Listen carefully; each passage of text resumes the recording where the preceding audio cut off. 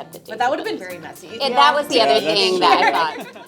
So, Neha, you have just released this new podcast. You've just wrapped it up about a month ago, right? Yes.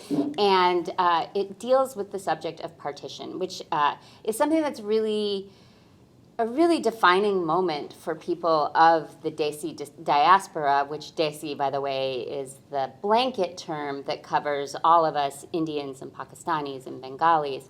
Can you tell us what exactly partition is and why is it so significant? Yes. So partition is the separation of India and the formation of Pakistan that took place in 1947. So this year was the 75th anniversary. And essentially, India was ruled by the British. And after World War II, they were basically like, we don't have any money. And so we can't afford to rule India anymore. And so it was decided that India would get independence. And then when this happened, a lot of politicians and others kind of not necessarily came out of the woodwork, but were kind of like wanted to lobby for their own agenda. So like Muhammad Ali Jinnah, who was the founder of Pakistan, wanted to have a separate state for Muslims.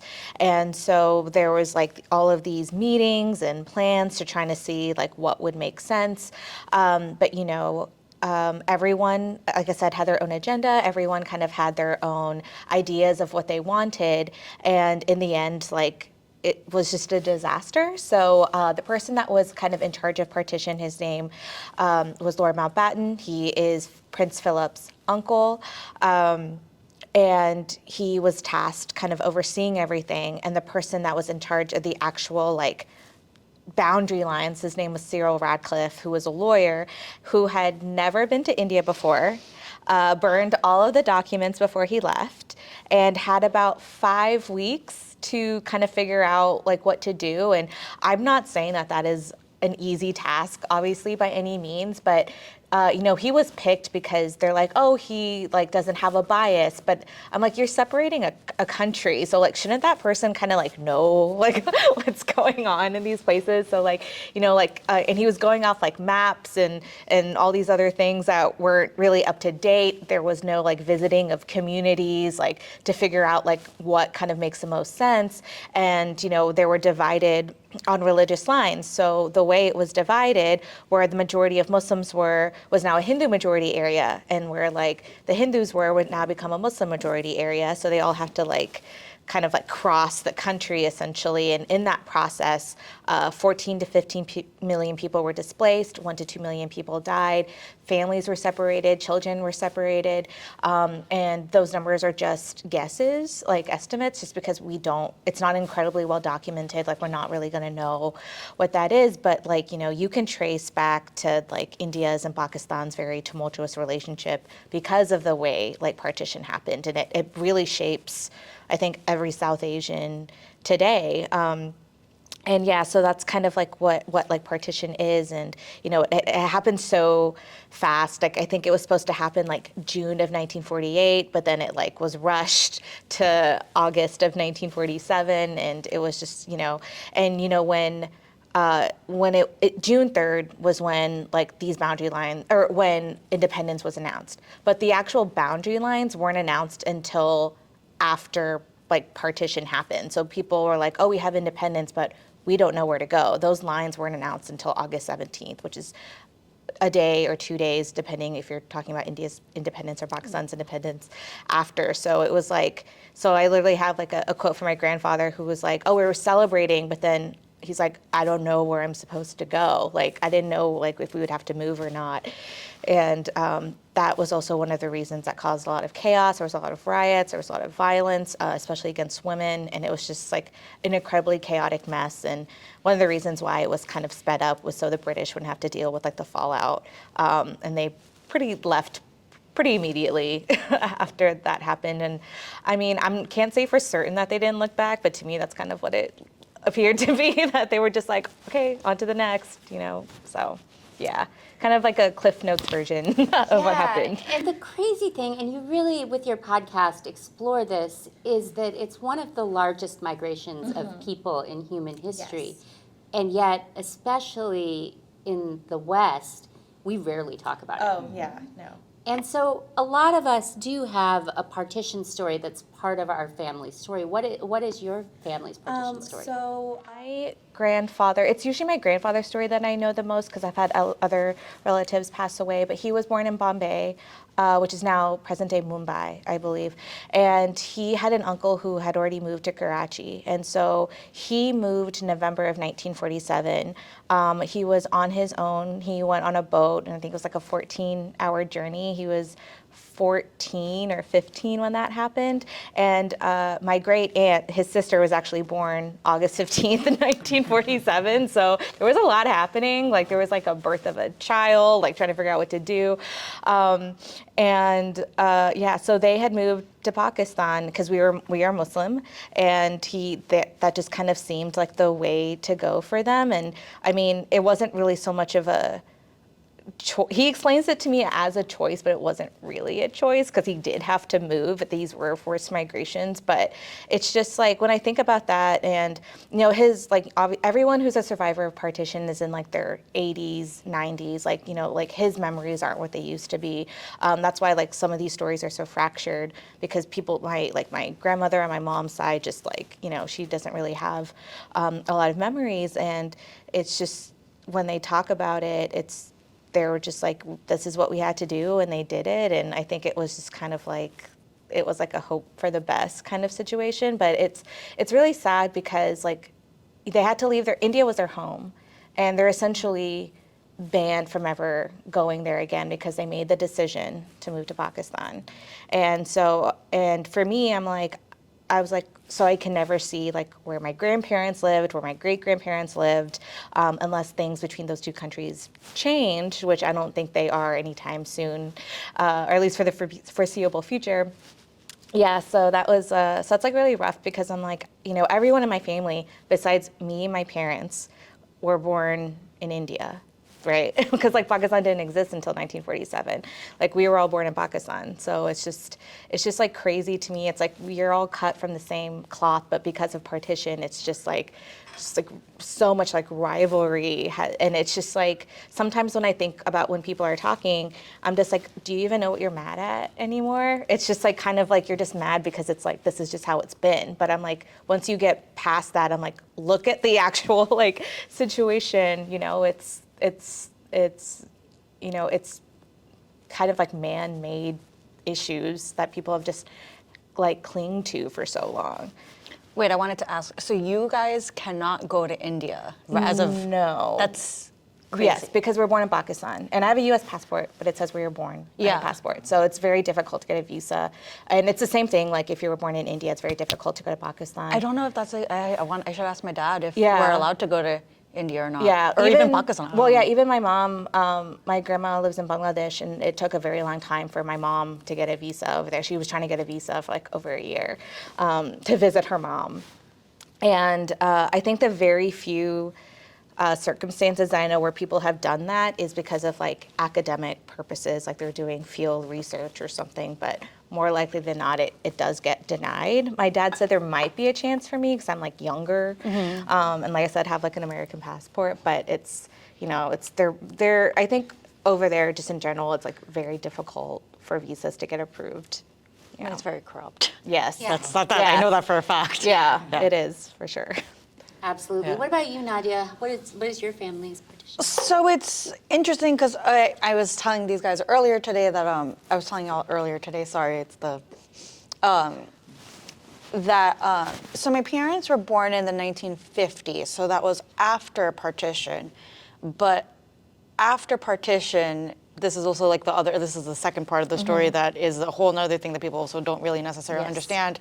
So because my parents were born in the 1950s, I forget, it was the 70s that this happened. Because things were so India became Muslim majority. So your parents were born in Bangladesh? Oh, sorry, yeah, that's sorry. Yes. Help direct me. Yes. So my parents were born in Bangladesh as it being, that was when it was East Pakistan. Yeah. So when India and the Pakistans came to be, India was the majority Hindu majority religion.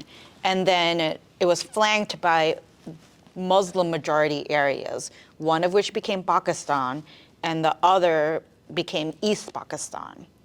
And East Pakistan, Pakistan didn't like each other either because there was varying degrees of sort of religiousness, and there was a lot of contention about language because in East Pakistan and East India you have Bengali, because it's called the Bengali region in general. Like there's Indian Bengalis, there's East Pakistani Bengalis, and Urdu is the majority language in Pakistan, and it became this whole thing where they had their own civil war over India, which was interesting. If you think about it, it's ridiculous. But long story short, my parents were born in East Pakistan, and they lived through when it became, during the Civil War and when it eventually became Bangladesh. Were they already living in East Pakistan? They were when always the like, original that's always partition? been where both sides of my family have been beholden to like little Yeah. villages outside of Dhaka. And I was reading this essay that I wrote about my dad, and he was like telling me how he remembered his dad worked in Calcutta, and they would take like the train over from Bangladesh. But it was like fine back then, like it was just what you did, train back and forth. Yeah. But yeah, we were always Bengali to the core, I guess. Yeah, yeah. Or Well, Bangladeshi. I always get that confused too, because there's a difference. yes, because Yeah. my family is actually Bengali too, and my father is 88. He's significantly older than my mom, and he was originally born in Calcutta, but then his father when his father was young, he had lived in a village in rural Bangladesh, and his mother had gotten ill when he was a child and died because there were no doctors in the area. So my grandfather, my Takuda, he was a doctor, and so he wanted to help people in villages. So the family moved from Calcutta back to Bangladesh, and that's where my dad grew up in the early days of his youth. And he has all these stories about like swinging from vines near the pond, and I've got those stories. Yeah, My dad, yeah, hearing the Bengal tigers roaring at night, Swimming across and- rivers is what my dad was telling us. yeah, yeah. And then when it was going towards partition, when the government was moving that way, my father has 3 older sisters, and his father recognized that things were about to take a bad turn. And so he sent my Takuma and the 3 sisters back to Calcutta. And it was just my dad and him. And they were Hindu in a majority Muslim area. And so they were still there right as we were, and I'm not, the timeline is foggy because memories are bad, and I don't know exactly how it happened, but what he told me was that because his father was the doctor in the community, because people knew him and liked him, the people who were about to raid his house kind of came and warned them that your house is next on the list and you guys need to leave. And so then they had to flee, and they went to Calcutta. And in the process, my family kind of lost everything that they had and had to restart and rebuild their lives in Calcutta. So, yeah, and I didn't know, this was a story that I vaguely knew, and I knew we were originally from Bangladesh, and I knew my dad had been refugeed, but I didn't really understand the circumstances surrounding it until I was older, and it was through reading books like Midnight's Children, and That's how I found out Yeah. about partition, actually, was reading it in a magical realism class in grad school. yeah. Yeah. It was, and A Suitable Boy, was one of my all-time favorite book is A Suitable Boy, and it's set in that same world right at that moment in time. Can you talk a little bit about the violence, because the violence is pretty horrific? Yeah.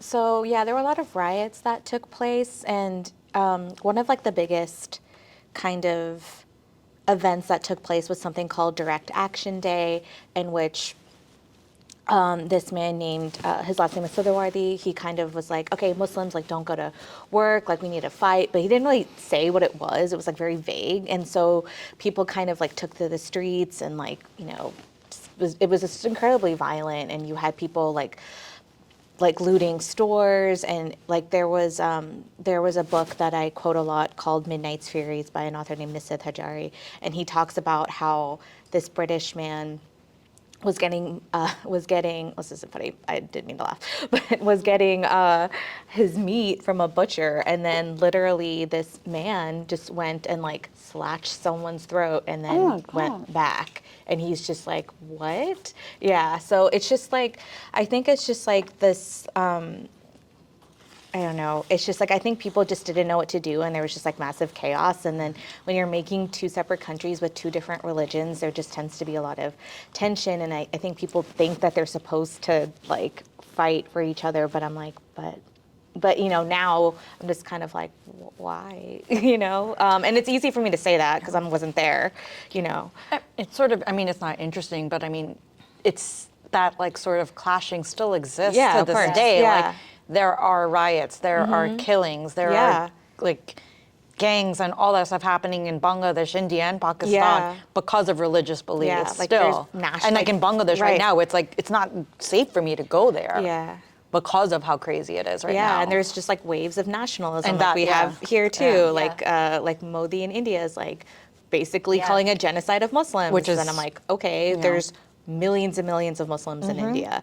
And I think, yeah, and I know there was also a lot of violence against women because so many people, I'm not really sure how this thought originated, but you know, a lot of Hindu men and Sikh men thought that Muslims would convert their wives, siblings, daughters. And so basically to like uphold their honor, they were like, can you jump into this well? Like, you know, and it was basically like, we don't want, like, you don't want to be converted, so you need to do this. And it was just like, again, in the sense of like honor for that And to I think happen. that some of it probably was related because there was so much sexual violence. Yes, And yeah. this concept that if you have been sexually violated, Right. you're ruined. Exactly. So they're just like, well, yeah, exactly. They're just like, well, we would rather you die than be sexually assaulted. which is Yes. And yeah, there was a lot of that happening.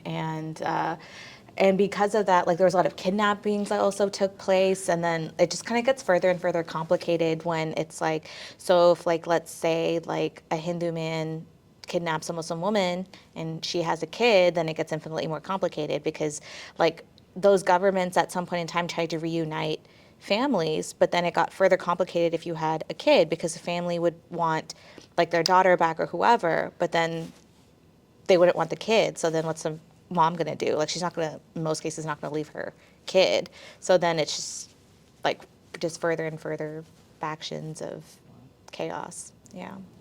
And I think that the thing that was, as I learned more about this, was just the brutality of Yeah. it. And the thing you talk about how like slitting open the bellies of pregnant women and roasting their fetuses on Yeah. spits. I mean, just like full horror movie stuff. And I do want to make a point that this was a horrible thing that happened in India, but I feel like that impulse to tribalism, Yeah. it exists in other places in Right, the world, yeah. Yes. inclling here. And Exactly. I've been It is doing- not specific Yes. to Yeah. a specific region at all. that is an important thing Yeah. to say, though. I think. Yes. Yeah, and I Banding think- together is what Yeah. people Yeah. want to do. And I think, you know, because like I've been doing a research project where I've been looking at back issues of this very paper that I write Oh. for, where the casual tone that we used to talk about lynchings in the 20s.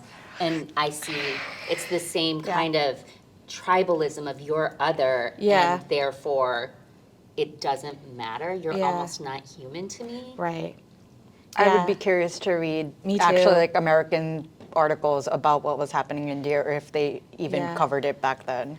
I think I actually saw don't one know. in the New York Times, like when I was like looking, but there wasn't. I didn't really focus on that too much. But Yeah. it's also like something that people in like India and Pakistan didn't really like talk about. Like there's no memorials to either country. Like there's a Partition museum, but it's in India. So I'm like, I can't really go over there. And it's also not like sanctioned by like the state or the government or anything. It's like privately owned. So then with that also comes different issues. But yeah, I think it's just, it's easy for me to say like, this is crazy, but like one man was like, this is what it's gonna be. And then like, yes, like you had to like listen because that's just what it was because they were in charge at the time. But it's just like, that's not an excuse to turn on a neighbor or a friend or murder the women in your family. you know? So it's just, yeah, it is just really tough to kind of accept that fact.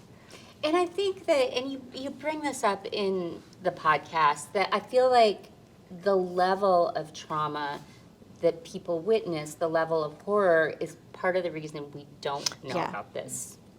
Did your family ever, your father ever talk about partition or anything like that when you were growing up, Ramesh? Well, it's interesting because not really specifically partition. Like, this is a big learning experience for me. I know kind of the most broad strokes, but he talked a lot about, so my dad was born in 1951, so it would have been, of course, Right just after. afterward. Yeah. He's talked Your a dad lot. and my dad are the same age. Oh, really? June 17th?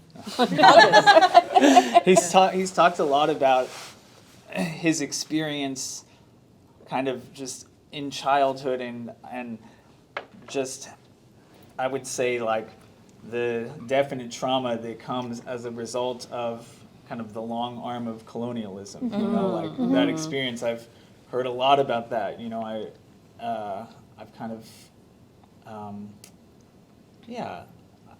I've kind of gleaned sort of the difficulty that he had just from like little things that he said throughout my life, you know. But in terms of partition specifically, I've never heard any family stories that address that head Yeah. on. And I don't know if that's because Where's your My- family from? they're from Lucknow. And so they were actually, before, when the British still had India, they actually were a big landowning family. And so I think we're quite prosperous. Right. And then afterwards, after independence, they were essentially extremely poor. Yeah. So by the time Same. my dad was born, it was like he grew up in this massive house. It's like huge. I think it was something crazy, like 36 bedrooms or something. But it was like That is a massive You're like, house. Wow. but it was like crumbling. Yeah, like, yeah. Right. It was crumbling. His mother was really ill, so he was, I think, 11 years old and having to take care of her, and there was no money, so it was a really hard experience for him. Yeah. And so I think maybe, as you kind of touched on, I think he was able to get to the United States and to have a really good life here, and we actually, it might be one of the reasons that maybe don't hear so much Right. about India, because I think it you know, it's was probably, there's probably just a lot of trauma associated with it.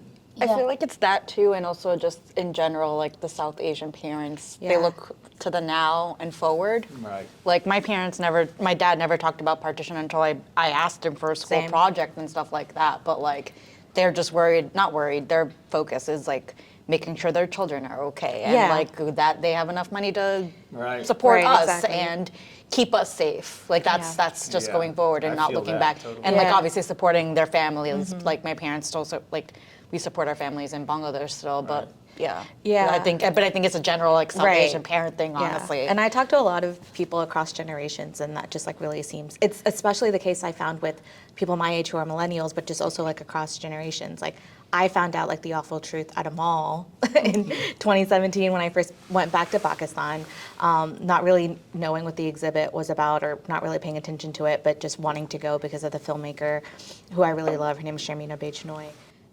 I think people are very incredulous when they listen to the podcast and think that it's impossible for someone who's an immigrant or a refugee or what have you to not know about this history, but that's not the case. And like someone actually had put in a review like, "You're Pakistani, this defies logic." And I'm like, actually, no. Like, I'm glad that your family or whoever spoke to you about it, but that wasn't the case for me. Like I said, we're immigrants. We moved here like when I was a baby in the United States. Like we had 8 suitcases, right? Like my parents are like trying to figure out, like what Nadia said, like getting food on the table, taking care of their children. Like we're in a brand new place, like learning a new culture, learning a new language. So like, I don't think it ever occurred to them to like sit me and my sister down and like talk about that stuff. Like that's not what they're thinking about. But it's just like, again, like there's just like all of this like, you know, generational like trauma, because it's like, oh, I can't visit like the ancestors because of where they live now, or I can't, do this. And I think it's like, and I think it is like, it's just kind of like, it's in the past, and like we live here now, and like they're still very connected. Like my parents are at the point of their lives where they've spent half their life in Pakistan and half of their life here. So they're in a very unique place. And like, again, like they weren't there during partition. It was their parents. Yeah. So like, you know, they were there in The Civil War, 1971, yeah. Right. the Liberation War. They were still very young. Like my mom was 11, my dad was 12. But yeah, it's just, and I think like there's this like tendency to go with shame, like, oh, you don't know this. But I'm just like, well, if your parents don't talk to you about it or other relatives don't talk to you about it and you're not taught about it in school, That's the how are thing. you Not at supposed to all. find out? Like, unless you like you hear something and then you go like watch a film, take a Yeah. course, read a book. But it's just like, you know, it's so many people that I've talked to, they're just like, regardless if they're South Asian or not, Yeah. they're just like, I didn't like know. And the thing that defies logic is the fact that one of the largest migrations of people Right. in human history Isn't taught. is barely like a paragraph Right. in No. a history book. It's Like it's they don't just like- cover it in global right. studies in elementary school. It's like or high Gandhi is school. a pacifist. He saved Yeah. everything, and Yeah. that's kind Right. of like where that ended. And Yeah. it is crazy to me because I was like, the formation of another Yeah. country that and changes with the so many landscape, people, right? Yeah. about to be the most Geographically, populous country in the yeah, world. politically, it changes the landscape on Yeah. so many different important fronts, but it's not really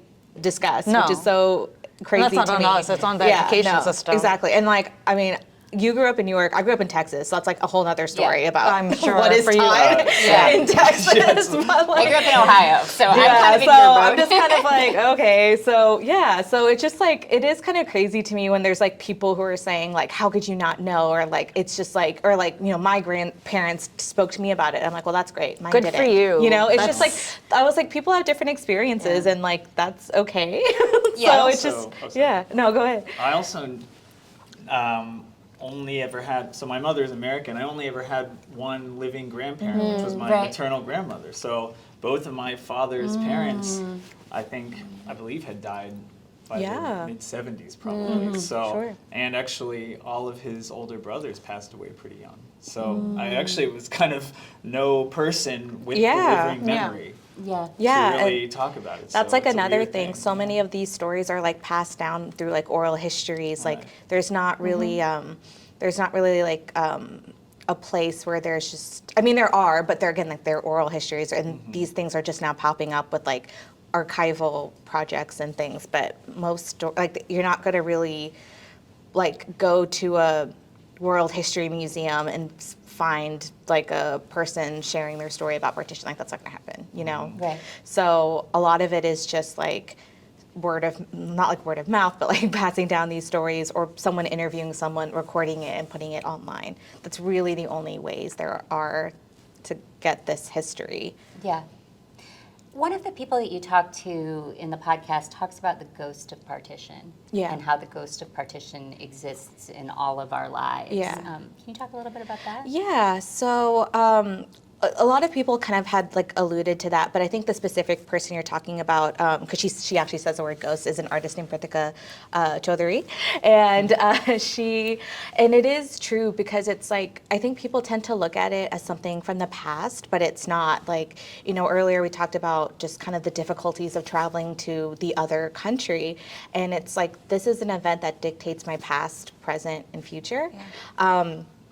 And it is the main reason, like not even the main reason, probably like the very defining reason why India and Pakistan don't see eye to eye on a lot of things, why there's so much bad history. There's like so much to unpack there. And, you know, it's like, it's always going to be an issue, like regardless if you're there or not. Like there was someone I also interviewed, a journalist who wrote an article for National Geographic about these kind of forgotten people of partition. Like they live like along the border, and they have to travel by boat just to go to school, just for like all these things. And then once it's monsoon season, things get infinitely more tough. And it's just like, you know, there's all they have to do. And again, like this is me simplifying things, is for the government to make a bridge, like a permanent structure. But the temporary bridge that they have gets destroyed every time a monsoon comes. So it's just like, so these people are still living with the ramifications that happened 75 years ago. I'm in the United States and living with the ramifications that happened 75 years ago. And, like I said, like a lot of the survivors have passed on because they're in their 80s and 90s, but I think like doing projects like this or like a book or if making a film or whatever, like I think those are the only kind of things that we have. Like unfortunately, it just isn't something that is incredibly well documented. But yeah, it's something that kind of continues to haunt us. It may not be like in the forefront every single day, but it's definitely like lurking. Yeah. For sure. Yeah. Yeah, my dad, when he moved to this country, would send money back to the family, as Same. everyone Yeah. does. Yep. Yeah. But instead of using the money, his dad used to, my takuda used to put this money in an account for when we would get kicked out of America because he had that paranoia. And I feel like in some ways, that paranoia, like I feel like I have that paranoia Yeah. in some ways. Growing up where I grew up, which was very, very Ohio? Christian. Yes, Ohio, small town, very religious, very Christian. I was everybody's Save Your Soul project Oh, because I was jeez. like Oh, the I am only so sorry. Hindu within. What, and- like for missionary or yeah, evangelizing? Yeah, well, like picture. dragging me along to church with Yeah. them No. and telling me I was going to hell. And Oh, yeah. like I actually, I tried to convert my Indian father to Christianity when I was like 10 years old. Right. Christmas? No, No, not, it oh, was not sorry. at Christmas. It was just like I don't know. Maybe I would have done that. coming home from church one day, and it did not go well. Yeah. Oh, wow. He threw a shoe, and I just fair. had never seen that kind of anger and just. But at the same time, it was like, we were being told that you are other and Yeah. you are wrong Yeah. and you are going to hell. Oh, yeah. And That's hard for a little Yeah. kid to yeah, exactly. And I feel like, during the first Gulf War was the first time during Operation Desert Storm for us Gen X kids. It was a really defining moment for me personally because just watching the kind of glee that Americans took in creating this really grotesque and anti-Arabic propaganda. And my dad harbored anti-Muslim sentiments to this day from the past. I always recognized that in America, we are one. In the eyes of America and in my eyes, we are one. And America sees us the same way. And those hook-nosed Arabs that were getting impaled on American tanks, on T-shirts that Yeah. people wore, Yeah. like, that could just as easily be anyone in my Oh, yeah, family. of course. I mean, and your version for me is 9/11. Yeah, Same. exactly. I was 11 years old. Yeah. Like, Yeah. it was, that Yeah. sucks. And I was in high school, and it was we would get looks. I mean, I think about what my parents probably never told me about what they probably Oh, yeah. experienced. My dad because- worked at a convenience store. I don't even want to know, like, Yeah, what like I'm someone sure dealt people were with. jerks about it. I know, I remember once I was taking photos with my camera, and the cop came over to ask me why I was taking photos, and I realized it was like a subway train because I was in Jackson Heights, and just things like that. Yeah. I remember going to, because I always say that the Gulf War is when I learned that America hates us. Yeah.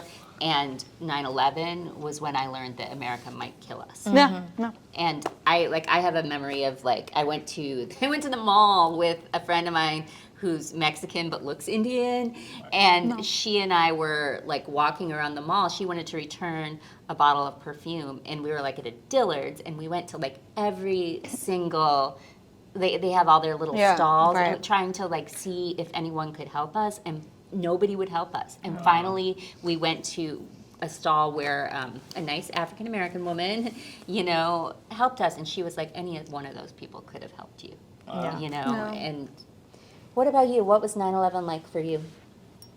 I guess I was 18. It was my first year of college. Great. I will say that I felt more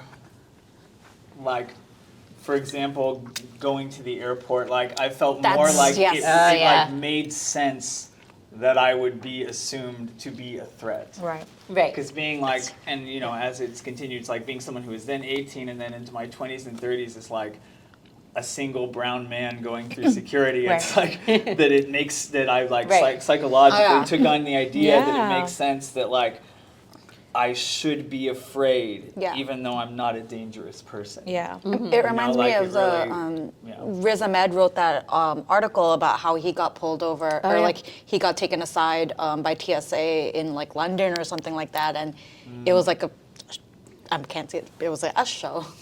Like Yeah. it was a horrible experience Yeah. for him, and I think about that all. Like I think Yeah. about my brother Right. when he's at the airport. I'm Yeah. sure, like Well, and in the Yeah. end, it's kind of like, I have to say, most of the time, I actually have not experienced that people actually were Right. more antagonistic Yeah. toward me. But it's like tough for me. Yeah, still I get. there. It's like I feel it. Yeah. I feel Yeah, no. scared, but then it's impossible for me to delineate Right. when people are zeroing me out Because you're versus not. I just live with literally the made to paranoia. feel that way. It's And like it's probably that. true sometimes, Yeah. but I don't know. Yeah. it's like- inherently in us. Yeah. I Yeah, think. we always talk about like, oh, like, you know, there's like that question, like, if your flight is at this time, like, what time do you get to the airport? And then I'm always like, well, I need to save extra time for racial profiling. And then people laugh, which it is kind of funny, but it's also like, it's true. Like, it's just Right. like, you know, like, and like, there's been so many times where they're like, like, they'll be like searching me and it'll be like, around like my thigh area or whatever, and they're like, do you want to go to a room? And I'm like, no, just Yeah, do I it don't- here, like Yeah. whatever. Like Right. I was like, it's not going to be any more demeaning like in there than it is over here. So, but yeah, it's just it's crazy. And like even like when you said like with Riz Ahmed, like I know like Shah Rukh Khan, who's probably the most famous Yeah. Bollywood Yeah. actor Yeah. ever, has been detained by airport security, and I'm like, this man is so famous. Right. And he happens to have, I think, either the same name or a similar name to a terrorist. And I'm just like, okay. And I remember seeing this one tweet. He was like explaining his frustrations, but then was like, well, at least I'm catching all these Pokemon while I'm like waiting. And I was just like, no. But it's also Breaks really my so heart. funny if you think about the reverse, and I'm going to be a jerk by saying this, Yeah. but like a similar name, but like in America, Right, if like yeah. a white person has a similar name, Right. they're not going to pull over Yeah, every Robert single, Smith. every single Yeah, Daniel, you know, that's right? what Like, happened. no, they're not going to Of do course that. not. Yeah. And it's just like, It's just yeah. Yeah, It's the and- othering. It's Yeah. exactly. So I'm just like, it's just like, yeah, I don't know. I think there's been very, very few times where they're just like, oh, like, ma'am, you're good. And I'm like, oh. Right. And it's literally like a shock every time. I'm just like, Right. what? I was like, is this like a test? I'm like, I know, what? like it's probably like hearing y'all's stories too. Like I'm a little bit. Where did you grow up? Here, Here. Austin. Okay. But So I grew up in sort New of. York, so I feel like I'm a little spoiled with that too, just because of my general exposure to diversity and Yeah. all of that stuff, which I know I'm very lucky in having that. But I did experience stuff to a degree, which I mean is also telling it itself. Right. Yeah. Do you guys worry about the rise of Christian nationalism Always. in America? I worry about my parents Hell yeah. actually. I don't- mean, I'm gay also. So Yeah. it's Oh, like, God. Yeah. like, there you go. I Yeah. mean, I think it's terrifying. Yeah. I think it's, like, especially, recently, it's like this move towards what feels like a theocracy, to me, is one of the most terrifying things. Yeah. And the fact that more people are not horrified by it is so crazy to me. Yeah. I can't believe that we're, I feel like the United States probably like a lot, I don't want to say a lot of Western countries, I don't know, but I feel like the United States probably looks at some other countries and says, oh, I can't believe like how backwards this is, that they're living like a theocracy, but that this thing is starting to Right. happen, Right, where like yeah. this religious agenda is not so secretly No. being imbued, I think it's really scary.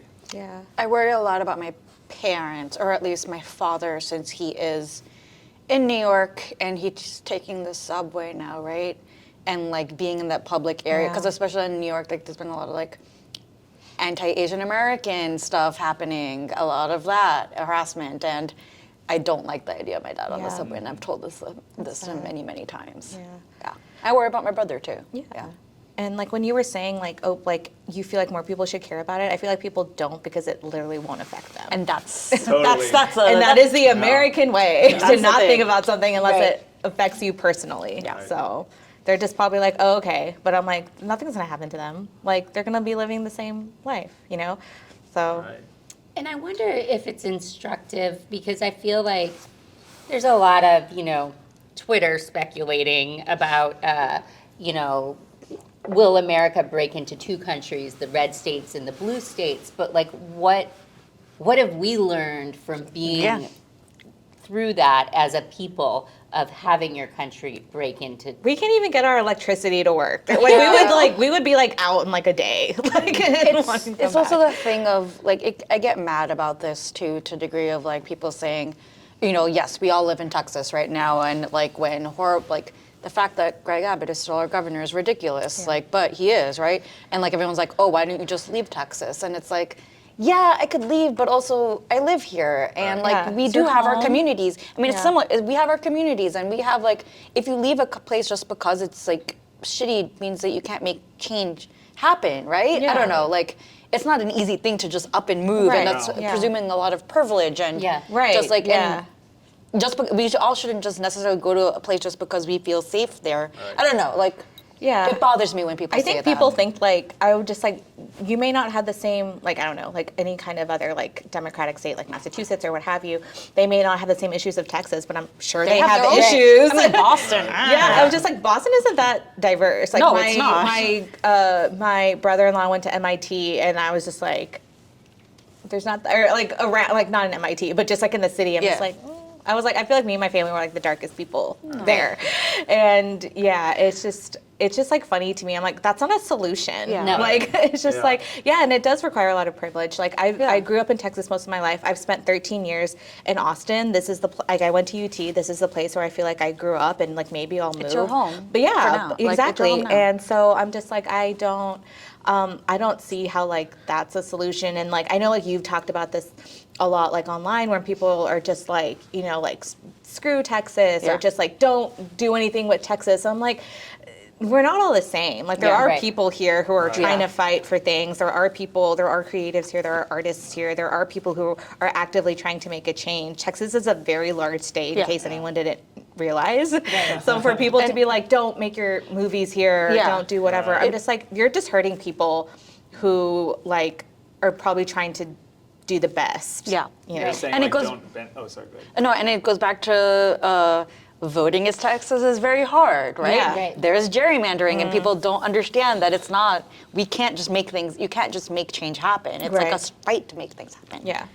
Oh, I was just gonna say, are they saying to you like, don't make movies here, for example, because it's Feeding our feeding economy. money into the economy? And they're like, I mean, when the Roe v. Wade stuff happened, a lot of like big concerts and stuff were like, we're not gonna play Texas. Yeah. Right. And it's, but at the same time, it's like, then you're not supporting an audience and your fans, and like you could donate your proceeds to like mutual aid funds if you wanted to, or make a bigger cause about that. But it was like a whole thing. People saying that.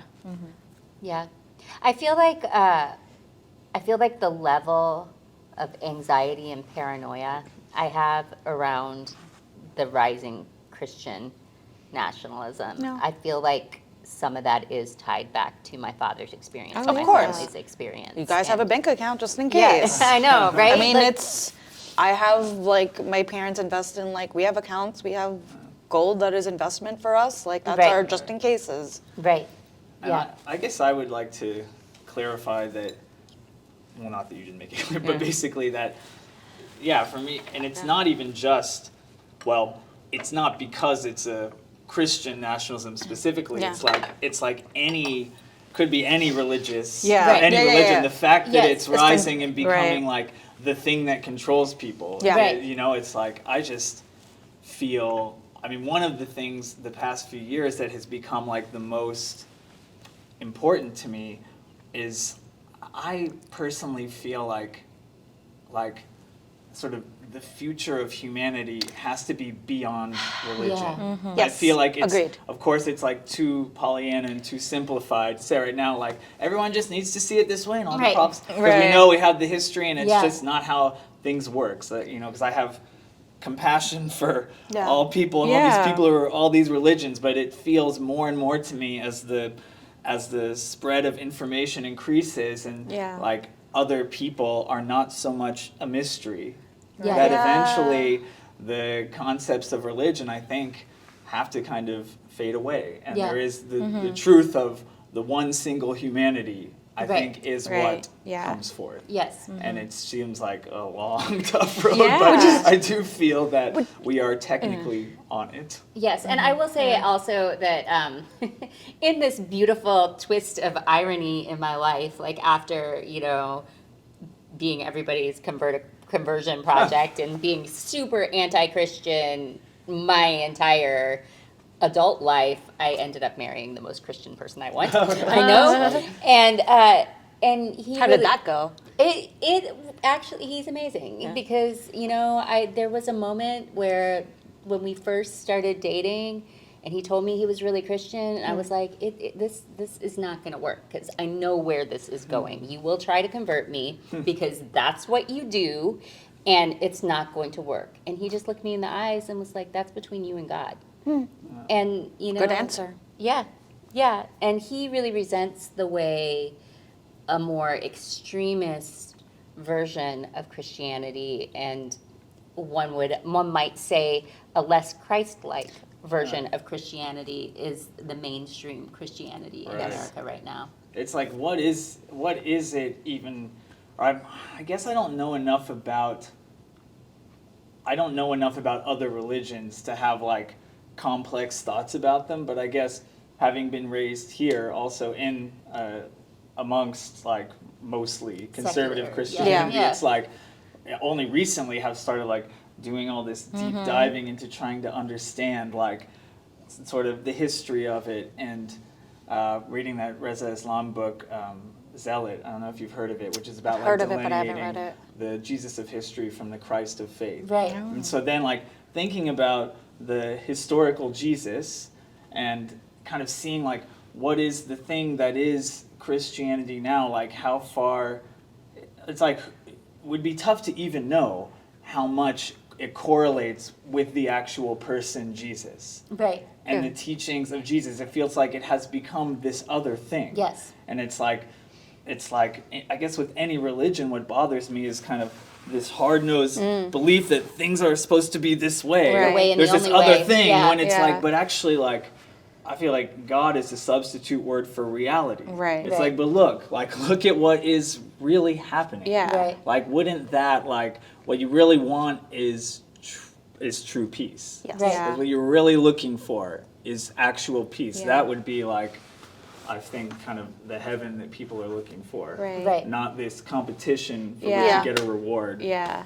for Well, eternity. and I think a lot of it really is tribalism, you Yeah, know? no. And that's the same thing that's happening in India right now Yes. with Modi and his government trying to really push all of the Muslims out. Yeah. You know, it's pretty crazy. Yeah. And it's the fact that it's still happening to Oh, this yeah. day after partition and all Yeah. of that. Like, Yeah. It's just like, there's a lack of like adapting, and then there's regression. yeah. Yeah. So, yeah. And I just read The Girl Who Smiled Beads by Clementine Wamaraya. She lived through the Rwandan genocide. Oh, wow. And she talks about how she feels like the roots of that are the Europeans who came in, told them that one tribe was superior to the other. Right. Of And course. then Yeah. it's just when there's a structure in place that says you and I are different and I am better. Right. I think that's where everything kind of all falls Right. A apart. Yes. superiority complex. Yes. Yeah.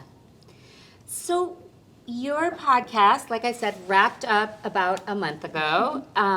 You're up to 125,000 downloads. Yes. Yeah. Yeah.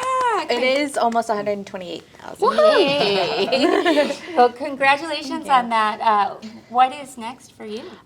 So right now I'm like in like film programming mode. So I program films for Cleveland in Ohio, and Austin Desi American Film Festival as well. So I'm just like watching a bunch of films to curate films for those festivals. And I would love to do another podcast, but I don't think that is something I can do for the next couple of months. Like I'm in like early discussions of like what I would like to do, and what I would like to do is tell the 1971 liberation story. That decision is not up to me. Right. So that's obviously something I want to do. But I think if I were to do another podcast, I think it would probably be like a year from now, because there's a lot of research, there's a lot of other projects that I'm doing, and like, you know, I want to devote the time. So that's what I would love to do, is to share that story, because I think there's more personal connections given that my parents were alive. My grandmother is in Bangladesh, she's in Dhaka. So, and if people don't know about partition, people definitely don't know Right. about the 1971 Liberation War. And something that is interesting is that Bangladesh really doesn't shy away from this history like India and Pakistan do with partition. Like when people discuss partition in those countries, most of the time it's independence. It's Right. not like these people died, this bloodshed happened. It's just like, we gained independence. And I'm like, yes, but in a way that's almost like the least significant part, just because of the amount of suffering that happens and continues to happen. Yeah. I mean, and that's also my little pet peeve, I think, personally, because I feel like partition in more recent year, or like even just this past year with Ms. Marvel and stuff, has Yeah. been getting a bit more on like People's the radar. mainstream radar and Yeah. all of that stuff. But I personally get annoyed that like people don't talk about Bangladesh Yeah, whatsoever in that exactly. conversation. They just, because they know it India as and like Pakistan. India Yes. versus Pakistan, but they Yeah. don't understand Right. it is also just more complex than just those two Right. things. Yeah. And also, my personal thing, Yeah. yeah. Also, like, you know, in 1971, Pakistan doesn't look great. Like, Right. we are essentially the British in this Right. situation, and you know, I think it's important. Like, obviously, it's important to call out injustices in any case, but you especially need to call them out in your own community. Right. So, like, that's not history that I just want to gloss over just because it doesn't present Muslims or Pakistanis or whoever in like a positive light. Like, people who suffer can also cause suffering. Yeah. Which I don't think people really understand that notion sometimes. Yeah. I mean, it's why America doesn't really talk about its history with slavery Right, anymore, exactly. even Yes. though it's still very much part of our culture yeah. and impacts us, and they just don't. Yeah. I think the most important thing to do is to educate ourselves, you know, because, you know, like Ramesh was like, oh, like I don't know everything about religion or whatever. And that's important. Those are important things to acknowledge, right? But a lot of times people will talk about things with such agency and like such importance when they don't actually know like the truth. And so I think just like if there's just something that you don't know, I think just like reading an article or reading a book or whatever does wonders. And I also think, and I talk about this a lot, is empathy is really important. Like, you know, we talk about, you know, like I'm an immigrant. People don't realize how hard it is to become a citizen in this country, and immigrants are not treated equal. You know, there's a difference between Ukrainian refugees and Syrian refugees, escaping very similar situations. So I think it's just like educating yourself, I think is just the most important thing. If you don't know what partition is, like read a book about it. If you don't know like what happened in the Gulf War, like read a book about it or an article, or, you know, talk to someone who might know. But I think it's just like, I think there's just like a lack of people just not wanting to do the work and just want things explained to them. And I'm just like, that's not gonna work. Like you're gonna have to, they're like, you need to put out a mutual effort, you know? Like hearing a lot of people talk about partition and all that, especially again, like it's becoming a bit more mainstream. It's making me look more inward.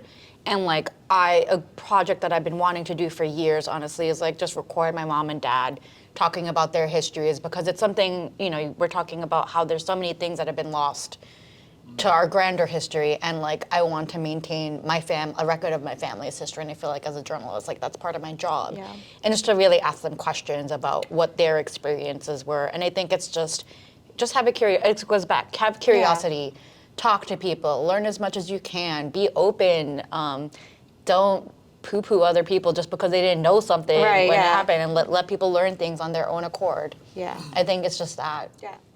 I feel like what makes me hopeful is events like this, the fact that we're coming together, the fact that in this country, at least in my experience, there is not a divide as much between Hindu Desis and Sikh Desis and Pakistani because there's so few of us. Yeah. So when we connect with each other, I feel like the recognition that we all are one. And, connecting recently with a cousin of mine in India who is, in her early 20s and very frustrated about what's going on with Modi and very frustrated with, the lack of women's rights and trans rights. And I feel like that youth energy, which probably has something to do with like the connectedness that you were talking about, that as we're becoming a more connected people, I think there's an impulse among at least a lot of us to come together as opposed to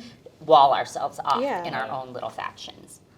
My hope is that people, including us, that people use all of this information, all of this knowledge of history, and like we talked about, this kind of moment of extreme information exchange to see that all human beings are truly equal.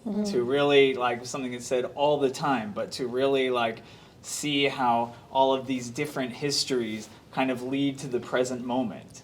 And then we have this world right now that feels, well, especially the United States, but I kind of feel it happening lots of places, that feels extremely divided. Yeah. And it feels like everybody's aware of the division and talking about it, and so it's like known, and it kind of is on the brink to where it could go, okay, could sort of let some of the division go. So I hope that people kind of begin more and more to, as you said, to look inward, to really follow their own hearts, to really follow what I would call consciousness, like what you just know on a heart level, that you know equality, and that there's this Venn diagram of if there's consciousness and morality, but morality is something that comes from, it's could be written down. It's like laws, or could come from religion, and there's a crossover.